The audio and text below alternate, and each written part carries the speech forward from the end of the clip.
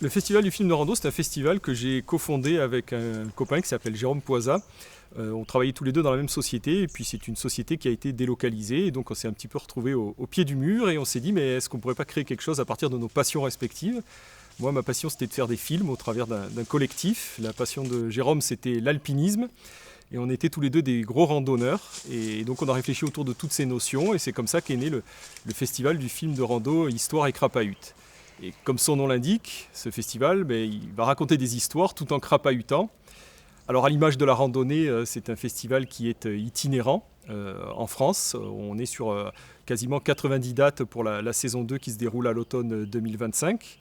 Donc on a un maillage du territoire qui est assez large, même s'il persiste quelques zones blanches. Et donc qu'est-ce qu'on entend par festival du film de rando ? Ce sont des films qui ont pour toile de fond la randonnée.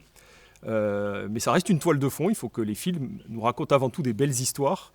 Alors la randonnée nous fournit le cadre, nous fournit le décor, nous fournit l'aventure, et c'est souvent d'ailleurs des décors assez somptueux qui se prêtent bien au grand écran. Mais ce qu'on attend des réalisateurs et des réalisatrices, c'est qu'ils nous racontent quelque chose, et donc les sujets doivent dépasser un petit peu le cadre de la simple randonnée, et donc sur la saison 2, on va parler de résilience, de rencontres, d'itinérance, de dépassement de soi, et toujours avec un leitmotiv de fond qui est de vivre une aventure. Et généralement, c'est des récits que les spectateurs trouvent très inspirants et c'est pas rare qu'à la sortie des projections, on nous dise j'ai envie de faire mon pactage et de partir. Donc comment se déroule une soirée du festival ? C'est une séance avec les 5 films. On est présent pour présenter les films, contextualiser un petit peu la genèse de ces films et qui sont les réalisateurs et réalisatrices de ces œuvres. On va échanger avec le public, donc ça fait une soirée, une séance, parce que parfois c'est l'après-midi, qui dure 3 heures environ. Il y a 2h30 de projection. Et à la fin de la séance, les spectateurs votent pour le prix du public, puisque en fin de tournée, on élit le prix du public de la saison. Et donc chaque spectateur peut se prononcer sur le film qu'il a préféré.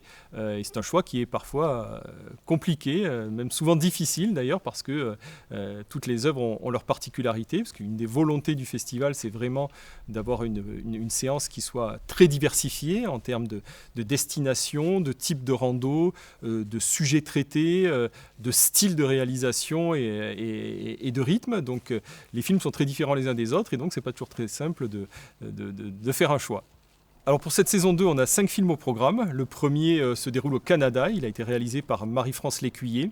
Il s'intitule Wapishka, c'est une traversée des monts Wapishka qui est opérée par un groupe de jeunes qui sont composés d'autochtones et d'allochtones, c'est-à-dire de gens qui sont originaires de ce territoire, les Inuits, et des gens qui ont conquis ce territoire par la suite. Et donc on fait rencontrer et dialoguer ces personnes. Un des grands rêves de mon grand-père était que les Allochtones et les Autochtones puissent se réconcilier. Je vais continuer ce chemin-là. Je vais faire tout ce qui est à mon pouvoir pour pouvoir essayer de faire des liens avec les autres membres d'expédition. Le deuxième film, c'est Marcher la France, qui est un film de Constant Pelatte. C'est une traversée de la Catalogne jusqu'à la Bretagne, donc plutôt la façade ouest.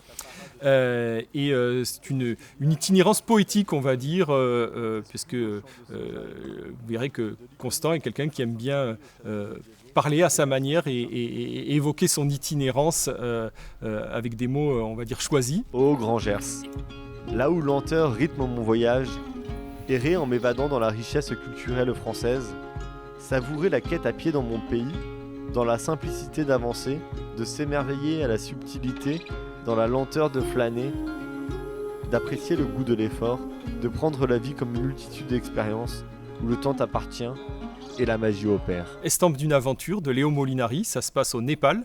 C'est le 3e film. Et là, il nous offre un trek jusqu'au camp de base de l'Everest, tout en racontant de manière très particulière. Il a une façon de gérer la voix off qui nous a énormément plu à Jérôme et à moi. Et donc, il nous raconte son histoire le long de ce trek. Au-dessus du village, il y a un vieux musée qui raconte l'histoire des Sherpas et des premières expéditions. Il y a quelque chose qui me marque là-bas. C'est une série de photos de Namché, reprises à l'exact même endroit, tous les 10 ans, depuis 60 ans. Ensuite, on partira en Espagne, dans les Asturies, avec Antoine Courtois, pour le 4e film qui s'intitule Rencontres asturiennes. Antoine, c'est un passionné de faune et il est parti à la recherche d'animaux sauvages dans les Asturies et notamment à la recherche de l'ours, qui est un animal qui le fascine depuis qu'il est gamin.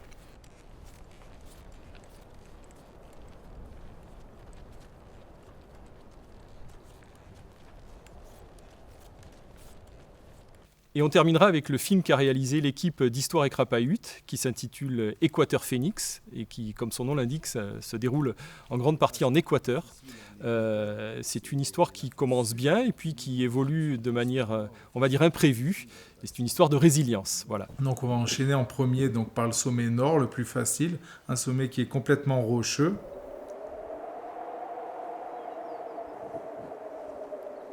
Et on espère que les spectateurs répondront présents pour ces soirées qu'on espère chaleureuses et conviviales autour de la rando.